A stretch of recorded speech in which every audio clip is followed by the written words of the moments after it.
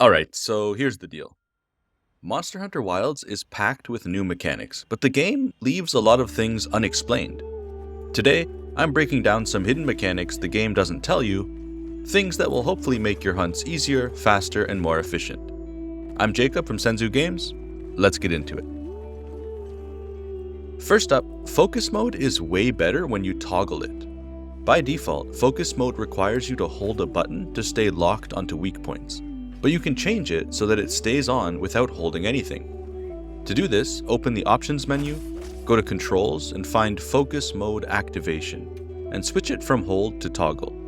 You can switch for both ranged and melee weapons, but this change makes combat feel so much smoother for melee weapons in particular, like the Great Sword, Dual Blades, or the Insect Glaive. You won't have to constantly hold left trigger while dodging and attacking, and it frees up your hands for better movement. It's a small setting change, but it makes a huge difference in battle.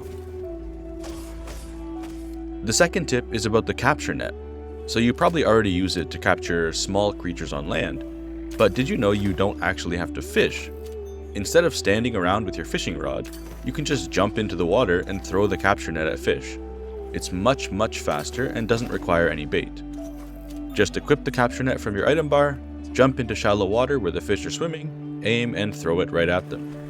If you do it right, the fish will be added to your inventory instantly, and this works on most small fish species, and some of them are super useful. Glowfin, for example, boosts stamina recovery when you cook with it, and firetail fish can be turned into meals that increase fire resistance. So next time you're near water, don't waste any time fishing, just scoop them up. Next up, your Sacred Mount is already great for getting around, but there's a setting that makes it even better and more fun. So by default, the Sacred is on autopilot mode. But switching to manual control type 2 makes handling much smoother and lets you drift for tighter turns.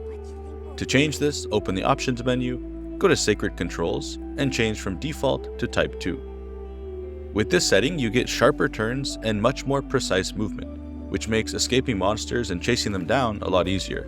Plus, you can drift, which looks cool and is also super fun, but it also helps making quick escapes or fast repositioning if you're fighting on your Sacred. With Type 2 controls, your Sacred goes from feeling like an on-rails taxi to a more controllable ride. The last tip is something that's super obscure, and I don't think the game ever explains this. Did you know that the moon phase actually affects resource spawns? There's no menu to check the moon cycle. I think there are 7 phases, and you have to actually look up at the night sky to track it yourself. And some rare materials only appear during specific moon phases. For example, Nightflower pollen. Nightflower pollen only spawns during a full moon. So if you go to the plains area, around area 10, and there's a pop-up camp there, you rest until nighttime, and then you look up at the moon, and when you see a full moon, you can gather the Nightflower pollen that is right there. Those are the tips I've found so far that Monster Hunter Wilds doesn't tell you.